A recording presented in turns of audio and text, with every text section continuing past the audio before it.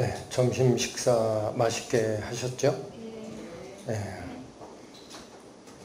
점심 식사 맛있게 하신 거는 저도 참 기쁜데 걱정이 됩니다. 뭘 걱정하시는 줄 아시겠죠? 식곤증입니다. 네. 귀하신 말씀 들어야 되는데 몸이 말을 안 들으면, 그래서 이번에 또 전해드릴 말씀 시간이 만만치가 않아요. 그래서 중간에 혹시라도 그러신 분이 없는데 졸리다 싶으면 손만 딱 들어주세요. 그럼 잠시 졸음을 쫓아내고 다시 시작하도록 그렇게 하겠습니다. 기도하시고 시작하시겠습니다.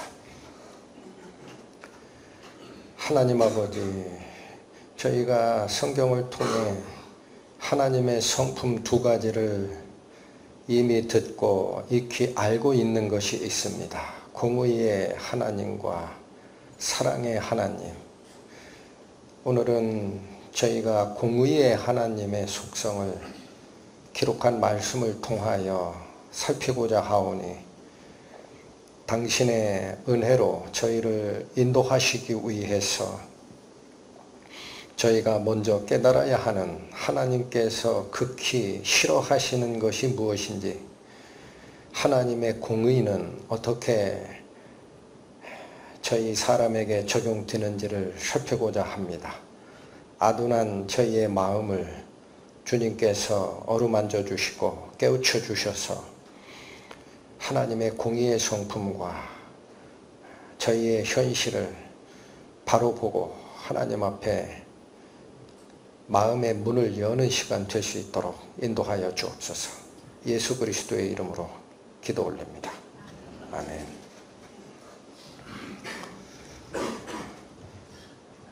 공의로 통치하시는 하나님, 이렇게 제목을 잡았습니다. 이사야 말씀, 나 여호와가 말하노니 너희 우상들은 소송하라. 여러분, 우상이라고 성경이 표현하는 것은 누구를 얘기하는 거죠? 하나님이 아닌데 하나님인 것처럼 자기를 드러내고 사람을 끌고 가는 가짜 신들을 얘기합니다. 너희 우상들은 소송하라. 그러니까 지금 이 이사야 41장의 이게 일종의 소송장이에요. 하나님이 누구한테 소송장을 내밀은 겁니까? 가짜 신들한테 소송하라. 야곱의 왕이 말하노니 너희는 확실한 증거를 보이라. 소송에서 승패를 결정하는 것은 증거입니다. 증거 들이대봐라. 무슨 증거를 하나님이 요구하시는가 하고 봤더니, 혹 앞으로 올 일을 듣게 하며 뒤에 올 일을 알게 하라. 자, 앞으로 무슨 일이 일어날지 얘기할 수 있으면 해봐라. 또 저 뒤에 무슨 일이 있었는지도 얘기해봐라. 그리하며 너희가 신들인 줄 우리가 알리라. 성삼위 하나님이 여기 우리라고 복수로 나오는 것은 성삼위 하나님이시기 때문에 그렇습니다. 그래서 성삼위 하나님께서 가짜 신들에게 소송장을 냈어요. 그러면서 너희들이 진짜 신이라면 어떤 능력이 있어야 된다? 앞으로 올 일과 뒤에 올 일들을 알 수 있어야 됩니다. 하나를 더 얘기하십니다. 또 복을 내리든지 재난을 내리든지 하라. 우리가 함께 보고 놀라리라. 이 가짜 신들, 우상들이 예언의 능력이 있습니다. 그러면 너희가 신인 걸 성삼위 하나님께서 인정하겠다라는 거예요. 그런데 여기는 더 강한 어조입니다. 성삼위 하나님이 보고 놀랄 정도로 너희를 인정해 줄게 라는 거예요. 그게 뭡니까? 예언의 능력이 아닙니다. 여러분, 이걸 잘 기억해 주시기 바랍니다. 예언의 능력이 아니고 사람들이 잘못하면 복을 내릴 줄 알고, 사람들이 잘하면 복을 내릴 줄 알고, 잘못하면 벌을 내릴 줄 알아야만 진짜 신이다라는 거예요. 자, 여기 아주 중요한 얘기입니다. 우리가 전능자 하나님을 우리의 믿음의 대상, 우리의 하나님하고 쫓아가는 이유는 그 하나님이 눈에 안 보이지만 그 하나님이 악한 신이었다 그러면 쫓아갈 이유가 없습니다. 저는 그렇게 할 겁니다. 안 쫓아갑니다. 악한 신이면. 그렇죠? 어떤 신인지를 알고 쫓아갑니까? 그런데 하나님이 말씀하시는 게 그거예요. 가짜 신들아, 너희가 예언하는 능력이 있으면 해봐라. 또 하나가 있다. 사람이 잘하면 옳은 일을 했다라고 복을 내릴 줄 알고 못하면 벌을 내릴 줄 알아야만 너희 가짜 신이 정의로운 신인 것을 증명하는 것이다. 그러면 우리가 보고 놀랄 정도로 너희를 인정해 주마라는 뜻입니다. 이해가 되시죠? 그러면서 최종 선언이 이거예요. 보라, 너희는 아무것도 아니라는 거예요. 이것도 못하고 이것도 못한다. 아무것도 못한다. 너희의 일은 허망하며 이게 뭐 진실되지 않아요. 다 헛되요. 그러므로 너희를 택한 자, 이게 누구죠? 우상을 쫓아가는 사람들. 여러분, 우상만 문제가 있는 게 아니고 가짜 신이 복 준다고 하니까 사탕 발림에 쫓아간 사람들, 그 사람들 어떻다? 가증하다라는.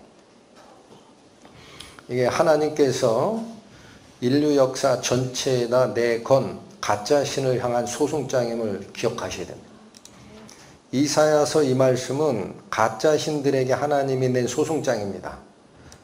근데 여기 레위기 26장은 이스라엘 백성들에게 하나님이 주시는 말씀이에요. 읽습니다. 너희가 내 규례와 계명을 준행하면 내가 너희에게 철 따라 비를 주리니. 하나님께서 땅을 창조하시고 사람을 거하게 만드신 그 은혜를 다 베풀겠다라는 거예요. 땅은 그 산물을 내고 밭에 나무는 열매를 맺으리라. 자연이 하나님께서 만드신 이 지구의 환경이 사람이 살고 은혜 받기 적합한 방식으로 작동하도록 하나님께서 해주신다. 이게 뭐예요? 잘하면 복을 내려봐라라는 거예요. 못하면 재난을 내릴 줄도 알아야 된다. 레위기 26장 15절에 가면 나오죠. 내 규례를 멸시하며 마음에 내 법도를 싫어하여 내 모든 계명을 준행하지 아니하며 내 언약을 배반하면 이게 뭐예요? 잘못된 길로 갔을 때입니다. 그러면 내가 너희에게 놀라운 재앙을 내려 생명이 쇠약하게 할 것이라 라고 이것은 하나님께서 당신의 백성 이스라엘에게 내리신 생명의 길과 사망의 길 선언이었습니다. 문제가 여기 있습니다. 사람은 하나님께서 이 길이 옳으니 이 길을 따라가라 라는 그 길을 따라가질 못해요. 자, 이게 인류의 전체 역사라고 가정하시면 처음에 하나님께서 사람을 창조하셨는데 하자마자 어떤 문제가 생깁니까? 타락합니다. 하자마자. 왜 이런 문제가 생기느냐? 하나님을 반대하는 뱀, 옛 뱀, 사탄이라고도 하고 너희를 온 세상을 미혹하게 하던 그 자가 와서 꿰기 때문에 타락을 합니다. 그리고 나서 약 1600년 정도, 이건 성경의 문맥상 드러나는 연도로 추정한 겁니다. 대략 1600년 정도가 지나갔더니 온 세상이 다 타락이 됐어요. 한둘이 아니고. 그래서 하나님께서 심판을 하십니다. 이걸 무슨 심판이라고 하느냐? 물의 심판, 홍수의 심판. 그리고 나서 한 300년쯤 지났는데 한번 매를 맞았던 사람들이 이제 하나님 말씀을 순종할 건가 이렇게 보셨더니 한 300년 지나니까 똑같이 하나님을 또 대적합니다. 그래서 하나님은 이래서는 안 되겠다 해서 그 시대별로 하나님의 뜻을 전달하는 것은 안정성이나 확정성 입장에서 맞지가 않다 해서 이번에 기록에 남기기 위해서 아브라함을 부릅니다. 자, 이 말씀을 잘 들으십시오. 이스라엘 백성들이 아브라함의 후손이죠. 근데 이스라엘 백성을 성경에 기록된 대로면 나의 선택된 백성이라고 표현해요. 그래서 사람들은 오해합니다. 아, 이스라엘이 하나님이 선택한 백성이면 구약 성경의 기록의 분위기가 그래요. 이스라엘이 아닌 이방 사람들은 개, 돼지, 지옥 갈 사람이다라고 표현하거든요. 응? 구약 성경이. 그건 왜 그러냐면 3차원 공간에서 하나님의 택한 자가 있고 하나님이 택하지 아니하고 버려진 자가 있다라는 것을 알려주려고 그렇게 한 겁니다. 근데 완전한 은혜를 가지고 오시는 예수님이 오신 다음에 내가 이스라엘의 양만 찾으러 온 게 아니다 그래요. 응? 네. 잃어버린 다른 양들이 있다. 그걸 다 찾으러 왔다 그래요. 그렇다면 왜 이스라엘 백성을 선택하느냐? 이유는 성경 말씀을 기록하게 하는 거예요. 이걸 놓치시지 마시기 바랍니다. 그래서 완전한 말씀을 주게 되는 겁니다. 누가 어느 시대에 펴봐도 하나님 뜻을 확인할 수 있도록. 문제가 하나님을 부른 때에 아브라함의 조카가 살던 시대에 다시 소돔과 고모라 쪽이 죄로 완전하게 물들어 버립니다. 하나님은 여기서 나중에 살펴보실 겁니다. 물의 심판이 끝나고 나서 약조한 게 있어요. 하나님이. 얘들아, 다시는 물의 심판은 내가 안 한다 그랬어요. 어떻게 해요? 그래서 바로 그 지역에 하늘로부터 불로 심판하는 불의 심판을 일으키셨습니다. 이게 이 두 가지가 뭐냐면요. 인류 역사에 하나님이 죄를 얼마나 미워하시는가라는 것을 나타낸 예입니다. 자, 인간의 타락 모습 보시죠. 아까 살폈던 거죠. 여호와 하나님이 사람을 이끌어 에덴 동산에 두어 그것을 경작하며 지키게 하시고 여호와 하나님이 그 사람에게 명하여 이르시되 동산 각종 나무의 열매는 내가 임의로 먹되 선악을 알게 하는 나무의 열매는 먹지 말라. 내가 먹는 날에는 반드시 죽으리라 하시니라. 반대편에 뱀이 와 있었죠. 뱀이 여자에게 이르되 너희가 결코 죽지 아니하리라. 너희가 그것을 먹는 날에는 너희 눈이 밝아져 하나님과 같이 된다. 이게 엄청난 유혹입니다. 하나님과 같이 된다. 네가 독립 주권자가 된다라는 뜻입니다. 선악을 알 줄 하나님이 아심이라. 여자가 그 나무를 본즉 먹음직도 하고 보암직도 하고 지혜롭게 할 만큼 탐스럽기도 한 나무인지라. 자기 판단에 뱀의 말이 맞는지 하나님의 말이 맞는지 자기가 눈을 들어서 판단해 보니까 뱀 말이 맞네. 선악을 알게 하는 하나님의 지혜가 이 속에 있는 것 같네. 해서 자기가 그 열매를 따먹고 자기와 함께한 남편에도 주매 그도 먹었습니다. 타락 후에 여기 지금 요거 잘 보십시오. 하나님의 명령이 있습니다. 죽는다. 뱀의 꾀이 있습니다. 안 죽는다. 얼비슷해요. 완전히 반대예요. 그러면 따먹었잖아요. 그러면 누구 말이 맞아야 돼요? 하나님이 진짜 신이면 하나님 말씀대로 움직여 가야 되고 뱀이 유혹이 맞으면 문제 없어야 돼요. 그렇죠? 그래서 이 타락 후에 어떻게 변화되는가를 봤습니다. 첫 번째, 당사자인 아담과 하와가 하나님을 두려워하게 됩니다. 창세기 3장이죠. 여호와 하나님이 아담을 부르시며 그에게 이르시되 네가 어디 있느냐? 이르되 내가 동산에서 하나님의 소리를 듣고 내가 벗었으므로 두려워하여 숨었나이다. 여러분, 아담이 선악을 알게 하는 나무의 실과를 먹기 전에는 하나님과 동산에서 대화하면서 같이 지냈다라고 되어 있습니다. 그런데 선악을 알게 하는 나무의 실과를 먹고 나서 아담의 마음속에 뭐가 생겼죠? 그렇습니다. 두려움이 생겼다라는 게 무슨 뜻입니까? 반대편이 됐다라는 거예요. 반대편. 같이 있을 수 없는 적대자. 그래서 성경에서 이렇게 얘기합니다. 요한일서 말씀이에요. 사랑 안에는 두려움이 없고 온전한 사랑이 두려움을 내쫓나니 두려움에는 무엇이 있음이라. 그러니까 아담이 느꼈던 두려움은 내가 뭘 잘못했다라는 걸 느낀 거예요. 여러분, 우리도 어렸을 때 그렇지 않습니까? 아버지가 애지중지 아끼던 그 고려 청자가 있다고 치세요. 얘야, 이거는 만지지 마라. 갑오야, 갑오. 해가지고 벽장에 다 모셔놨는데 아버지 없는 통에 벽장에 있는 사탕 훔쳐먹는다고 올라가서 어떡 하다가 그 고려 청자를 내틀에서 깨뜨렸네. 이 상황이 되면 아버지 들어오는 발자국 소리가 무서워지죠. 똑같은 거예요. 죄를 졌다. 다시 변화가 생깁니다. 한데 내려갑니다. 아담의 아들.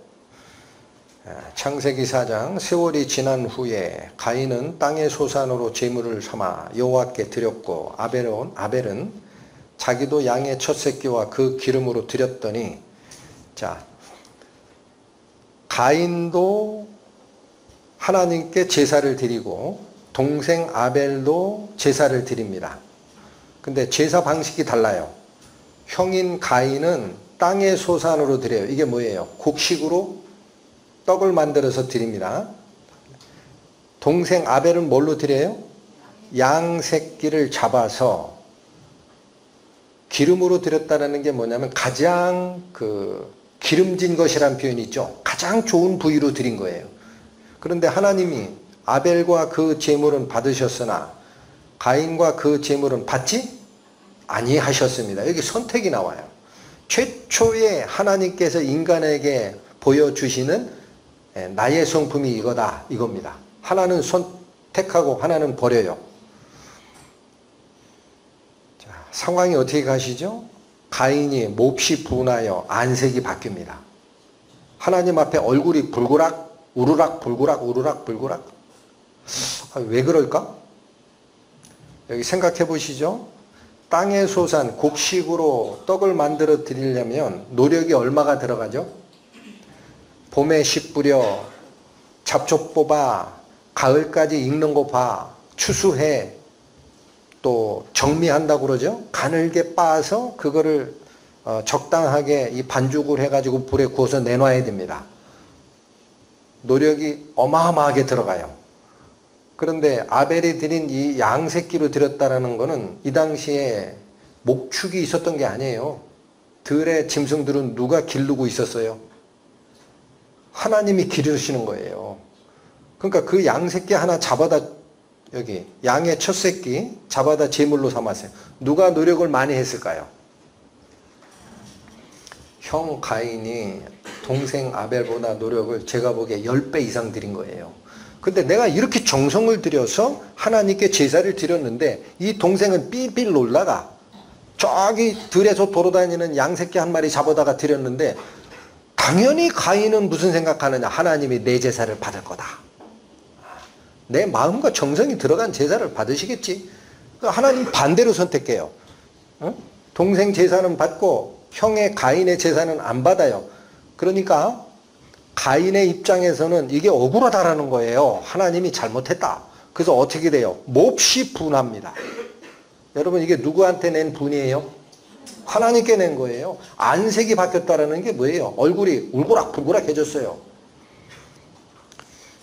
그들이 들에 있을 때에 자 여기 지금 공간이 없어서 지금 생략했는데 6절 7절 가면 하나님하고 대화가 잠깐 나와요. 에? 하나님이 가인에게 물었어요. 네가 얼굴이 붉어진 이유가 뭐냐 그랬어요. 대답을 못해요. 하나님 판단에 대해서 불만이 있었던 거거든. 하나님이 네가 제대로 일했으면 어찌 얼굴을 붉히겠냐 그랬어요. 네가 잘못한 게 있으니까 그런 거지. 그리고 요 말이 나오는 겁니다. 그들이 들에 있을 때 그들이 누구죠? 가인과 동생 아벨입니다. 들에 있을 때라는 건 뭐냐? 하나님의 품을 떠났을 때 하나님이 안 보시는 때에 가인이 그 아우 아벨을 쳐 죽입니다. 이게 최초의 살인입니다. 여러분 땅의 소산으로 드리고 자기의 노력을 동생보다 10배 가까이 드렸을 텐데 왜 이걸 안 받으셨을까라는 거예요. 그게 하나님이 좋아하는 것과 싫어하는 것의 차이입니다. 처음 보여주신 거예요. 하나님이 이건 받고 이건 안 받는 거야. 잘 기억하셔야 돼요. 우리가 그 잘못하면 하나님의 예배를 나의 노력과 정성으로 드리려고 합니다. 하나님이 안 받습니다. 그러면 땅의 소산을 왜 안 받으셨을까? 여기 4장이죠.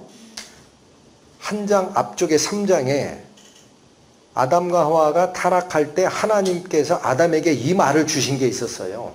아담에게 이르시되 내가 네게 먹지 말라 한 나무의 열매를 먹었은즉, 이게 뭐예요? 내 명을 거역했잖아. 그래서 어때요? 땅이 너로 말미암아 뭐를 받은 상태가 된다?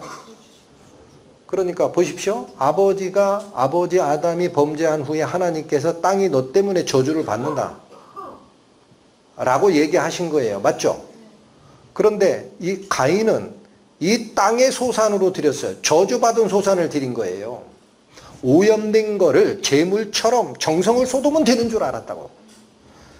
여러분 현대 세대를 살고 있는 신앙도 이게 문제입니다. 하나님께서 지적을 하면 내가 뭔가 잘못됐구나 하고 그러면 바꿔주십시오 하나님의 은혜로, 이게 아니고 죄 진다고 하니까 죄 안 지면 되지 하고 계속 정성을 들여서 하나님 받아주세요. 하나님 받아주세요. 받아요 안 받아요?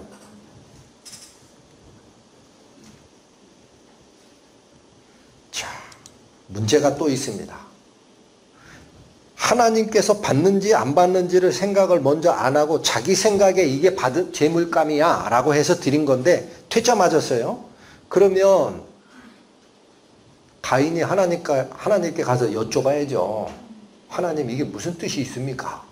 제가 뭘 잘못했습니까? 그게 아니고 어떻게 해요? 하나님이 안 받았다고 애꿎게 화풀이를 누구한테 해버리죠? 동생 건 받았거든. 동생이 잘못한 게 아니에요. 응? 잘한 거지. 내 건 왜 안 받으신 거죠? 이렇게 물어봐야지. 그래서 여러분 이게 뭐냐? 죄의 본질입니다. 죄는 사람 사이에 일어나는 문제 때문에 죄를 짓는 것 같죠? 본질적으로는 누구를 대항하는 겁니까? 하나님 대항하는 게 죄예요. Keep in mind 해 주십시오. 꼭 마음에 새기세요. 내가 짓고 있는 죄는 3차원 공간에서 사람과 사람 사이에 일어나는 것 같죠?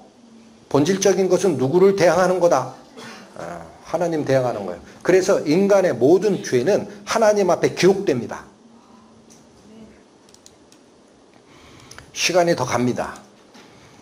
여기 라멕이라는 사람이 있어요. 라멕. 이게 가인의 계열입니다. 그래서 성경학자들은 저 라멕의 시대쯤 가면은 저 라멕이 족장 정도는 됐다라고 봅니다. 자기의 세력권을 갖추고 있는 자예요. 자, 근데 말씀이 어떻게 나오나 보십시오. 라멕이 두 아내를 맞이하였으니 아내를 몇 뒀다?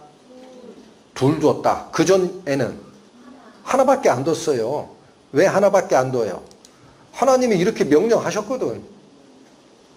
이러므로 남자가 부모를 떠나 그의 아내와 합하여 둘이 한 몸을 이루라. 그러니까 셋이 한 몸을 이루는 거는 있을 수가 없는 거야. 근데 왜 저랬을까? 이유가 뭐죠? 족장인데 평민이야. 아내 하나 얻고 만족하지. 내가 족장인데 나도 왜 아내 하나야? 나는 둘쯤 돼야지.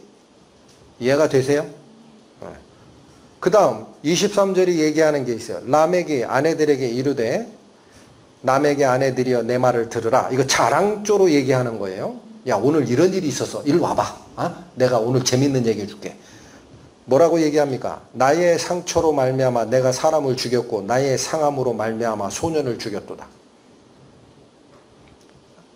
이 당시에 족장이 밖에 나가서 사냥을 했든지 뭐를 했을 거다라고 예측을 합니다. 선학자들이. 근데 여기 수행원 젊은 청년 하나가 족장 라멕을 수행하다가 창인지 칼인지를 잘못 놀려가지고 라멕의 이 몸에 상처를 냈어요. 이게 그 얘기예요. 에? 여기 나의 상함, 그죠? 그러니까 라멕이 뭐냐면 딱 이게 표현이 제가 맞는지 모르겠습니다. 딱 보고 야, 감히 족장한테 대하는 태도가 그래? 네가 의도가 없이 실수로 그랬다 하더라도 나한테 너 상처 입혔지?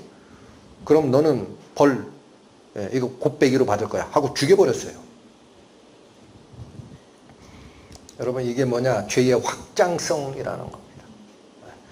이기심이 있습니다. 더 취하리라. 그죠?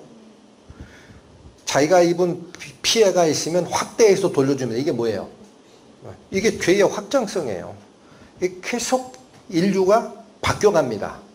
결국 어떻게 될까? 한 사람도 빠짐없이 전체가 죄에 빠져들어갑니다. 이게 창세기 6장입니다. 하나님의 아들들이 사람의 딸들의 아름다움을 보고 자기들이 좋아하는 모든 여자로 아내를 삼는 현상이 생겨요.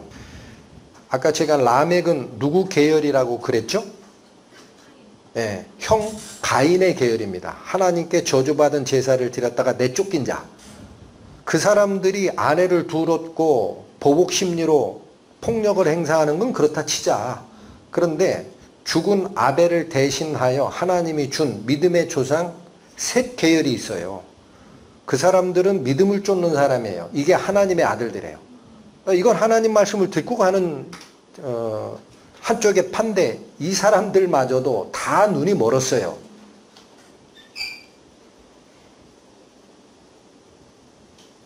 잘 들으셔야 돼요. 하나님의 아들들이라는 게 그 뜻입니다. 여러분 이런 말이 나오면 사람이 가서 해석을 하는 게 아니에요. 성경 말씀이 와서 해석해 주길 기다려야 돼요. 성경에 뭐라고 돼 있어요? 여기 보십시오. 요한복음. 성경은 폐하지 못하나니 하나님의 말씀을 받은 사람들을 뭐라고 합니까? 신. 하나님의 아들이라는 거예요. 또 여기 이 말씀이 있습니다. 시편에 내가 말하기를 너희는 신들이며 다 누구의 아들들이라. 이게 하나님을 쫓아가는 믿음의 자손들을 부르는 말입니다. 근데 그들마저도 어떻게 해요? 사람의 딸들이라는 거는 바로 그 가인 계통입니다. 세상에서 사는 사람들의 아름다움을 보고 결혼은 1대1로 하도록 돼 있잖아요. 어떻게 한다? 자기들이 좋아하는 모든 여자를 아내로 삼는지라. 그러니까 이 죄가 어떻게 확장되죠? 족장 남에게 시대에 가면은 아내 둘 얻는 건 나는 권리야 라고 주장했었습니다. 근데 이 시대에 가니까 이제는 어떻게 돼요? 족장이든 평민이든 간에 내가 원하는 여자 있으면 아내 하나 둘이 아니라 필요하면 다 얻을 수 있다. 야. 그래서 11절 그때에 온 땅이 하나님 앞에 썩었습니다. 포악이 땅에 가득합니다. 이건 표현하기가 너무 어려워요. 두 아내를 얻는 패턴이 이렇게 확장이 된 거고요. 나에게 위해를 줬어? 그러면 너는 죽어 마땅하다라는 그 포악은 말할 필요가 없었습니다. 12절 하나님이 보신즉 땅이 부패하였으니 땅이 왜 부패하였다고 해요? 그 사람이 부패한 거예요. 사람을 아담이라고 한다 그랬죠. 땅은 아담하죠. 그래서 아담이 부패할 때 땅이 저주받는 거예요. 네? 그래서 하나님이 보신즉 땅이 부패하였으니 이는 원인을 얘기합니다. 원인. 예, 이게 이는 이게 because예요. 왜 그러냐? 왜 땅이 부패했다는 얘기냐? 땅에서 모든 혈육 있는 자의 행위가 부패한 것을 이렇게 표현한 거예요. 하나님은 더 이상 이 세상을 공의의 하나님의 눈에서는 더 이상 존치할 필요가 없는 상태가 됐습니다. 하나님께서 무슨 결정을 내리십니까? 심판합니다. 창세기 6장 13절 하나님이 노아에게 이르시되 모든 혈육 있는 자의 포악함이 땅에 가득함으로 그 끝날이 내 앞에 이르렀으니 하나님이 더 이상은 못 참겠다.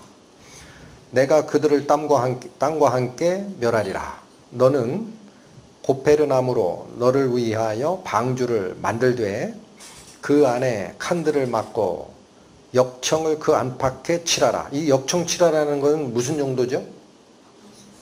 이게 방수제입니다. 방수제. 이 아스팔트 끈적끈적한 거 있죠? 이게 역청이에요. 17절 내가 홍수를 땅에 일으켜 무릇 생명의 기운이 있는 모든 육체. 여기 대상을 지시합니다. 여기 기운이라는 거 있죠. 기운. 이게 뭐냐면 공기로 호흡하는 종류를 얘기해요. 뒤에 나와요. 그래서 물고기는 방주에 안 실어도 돼요. 왜? 이 심판은 불의 심판이 아니니까. 물의 심판이니까 물속에서 호흡하는 생물들은 굳이 피난처로 옮길 이유가 없어. 이해가 되죠? 천하를 멸절하리니 땅에 있는 것들이 다 죽으리라. 실제 이렇게 이루어집니다. 노아가 600세 되던 해 2월 곧 그 달 17일에 그날에라고 합니다. 큰 기품의 샘들이 터지며 하늘의 창문들이 열립니다. 두 가지 물의 근원에서 물이 뿜어져 나옵니다. 40주야를 비가 땅에 쏟아지는 일이 생깁니다. 19절 물이 땅에 더욱 넘침에 천하의 높은 산이 다 담겼더니, 여기 잘 보십시오. 하늘 아래 낮은 산도 있고 높은 산도 있고 많죠. 일부만 잠겨요? 다 잠겨요. 그래서 이것은 산 꼭대기에 피할 수 있는 여지를 안 남긴 하나님의 완전한 심판이라는 거예요. 전 지구를 물로 잠기게 한 전 지구적 홍수다. 20절 물이 불어서 15규빗이 오르니 산들이 잠긴지라. 여기 구체적으로 나옵니다. 물이 얼만큼 불어올랐느냐? 15규빗이 올랐대요. 규빗이 뭐죠? 우리나라도 계량 단위가 없었을 땐 사람 이 신체를 이용합니다. 이게 한 뼘이죠. 한 뼘. 여기서 여기까지가 뭐라 그래요? 한 발. 사람 키는 한 길. 그래서 10길 물속은 알아도 한 길 사람 속은 모른다 하죠. 이스라엘의 계량 척도가 여기서부터 여기까지입니다. 이게 한 규빗이에요. 통상 45cm쯤 됩니다. 복잡하니까 0.5m라고 보세요. 50cm 잡으면 돼요. 15규빗이 올랐으니까 산에서 몇 m가 올라간 거죠? 7m쯤 올라간 겁니다. 높은 산이 다 덮였고 15규빗만큼 더 올라갔어요. 이런 얘기 해드리면 네가 죄 봤냐? 그래요. 하나님이 죄셨어요. 걱정하지 마세요. 다 죄요. 코에 생명의 기운의 숨이 있는 것은 다 죽었다. 여기 나오죠. 이게 무슨 뜻인지. 공기 호흡하는 것은 다 죽는 거예요. 언제 끝나나 보십시오. 창세기 8장 물이 땅에서 물러가고 점점 물러가서 150일 후에 줄어듭니다. 그래서 7월 곧 그 달 17일에 방주가 아라랏산에 머무릅니다. 여기 잘 보십시오. 600세 되던 해 2월 17일이죠. 150일 후에 7월 17일에 방주가 산에 걸립니다. 몇 달이에요? 2월 17일. 7월 17일 몇 달? 5달. 이스라엘 달력은 음력이에요. 30일 한 달이야. 5, 35, 150일. 맞죠? 네, 여기. 그래서 지금 이 기록이 여러분이 믿든지 안 믿든지 그건 두 번째 얘기고요. 이게 거짓말을 하는 거라면 이렇게 안 돼요. 자, 여러분 어떤 사실을 확인하고 보도하는 기자가 기사를 쓰는 육하원칙이 있어요. 꾸며낸 얘기가 아니면 육하원칙이 딱 맞아 들어가야 돼. 첫 번째, 누가 했냐? 언제 했냐? 어디서 했냐? 무엇을 했냐? 어떻게 했냐? 왜 했냐? 누가 했어요? 하나님이. 언제 했느냐? 노아 600세 2월 17일에 시작해서 다음해 그해 7월 17일에 끝났다. 어디서 했냐? 전 지구에서 했다. 무엇을 했냐? 홍수를 내렸다. 어떻게? 15규빗이 오르고 이때쯤 가서 물이 줄고 방주가 아라랏산에 머무르는 상태로 진행됐다. 왜 했냐? 왜? 모든 땅에 있는 사람들의 죄악이 부패해서 하나님이 심판했기 때문에. 맞죠? 홍수에 대한 설화를 대륙별로 조사를 한 사람이 있습니다. 했더니 각 대륙별로 250개의 이 설화가 전해 내려옵니다. 그러니까 이게 무슨 뜻이에요? 무슨 뜻이에요? 그들은 문자적 기록으로 정확하게 남기진 않은데 구전설화예요. 세계 어느 곳에 살던 사람이라도 홍수에 대한 설화가 있다. 참 신기해요. 그러면 여기 이스라엘이 여기죠. 여기 사는 사람들이 구약성경 기록하면서 꾸며냈다면 이 지역 사람들은 왜 홍수를 알고 있냐고.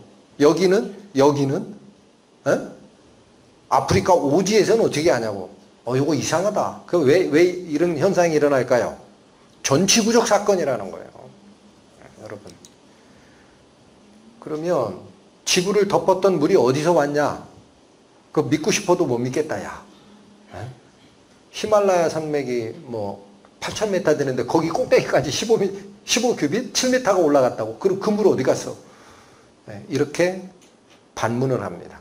성경 말씀을 쫓아갑니다. 그날에 큰 기품의 샘들이 터지며 하늘의 창문들이 열렸다 그랬어요. 그렇죠?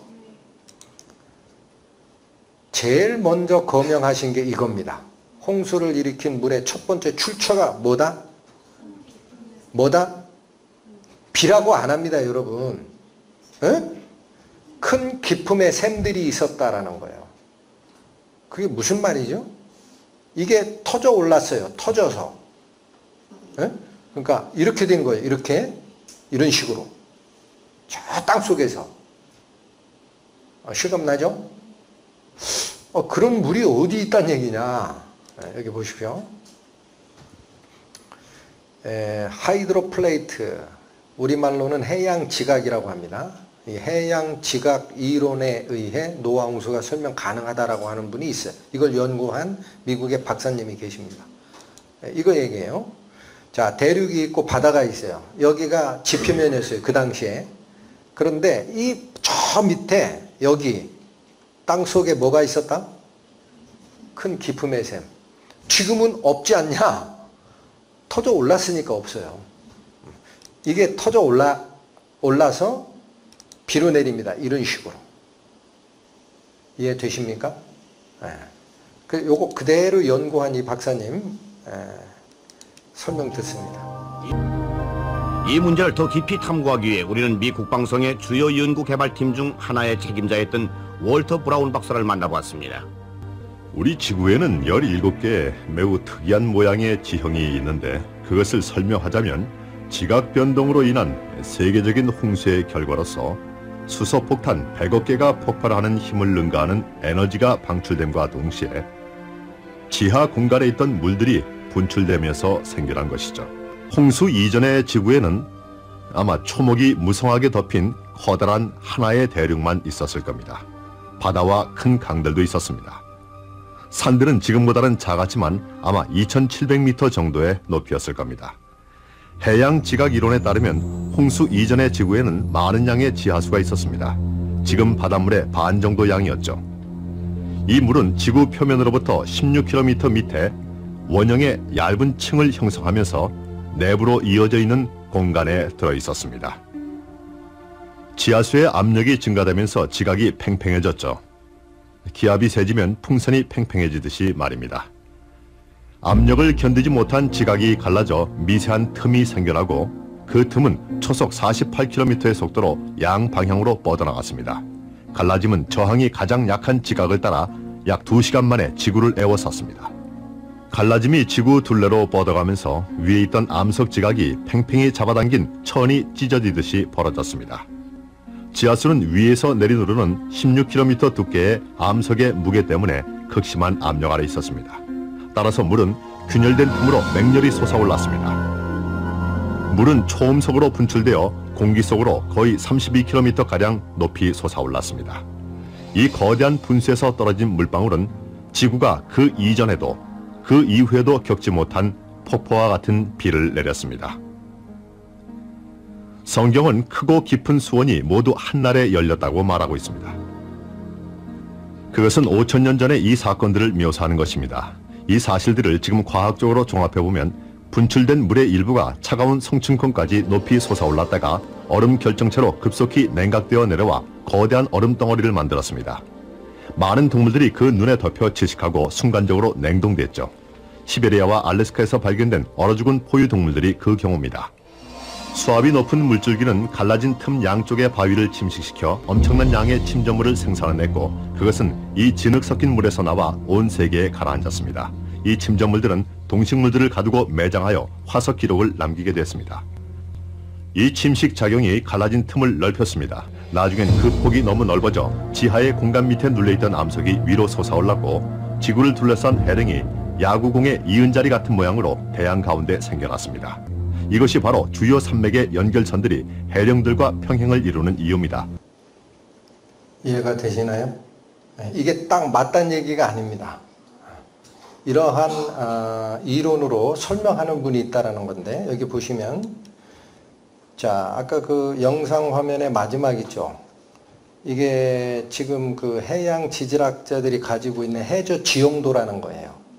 여기 노랗게 되어 있는 건 대륙입니다. 여기 미국, 남아메리카, 아프리카, 사우디아라비아, 유럽, 그죠? 스칸디나비아 반도. 이 파랗게 칠한 것이 바다인데, 바닷물을 뺐다면 가운데 이렇게 솟아오른 이 언덕이 있어요. 이걸 바다의 고개해서 해령이라고 합니다. 해령.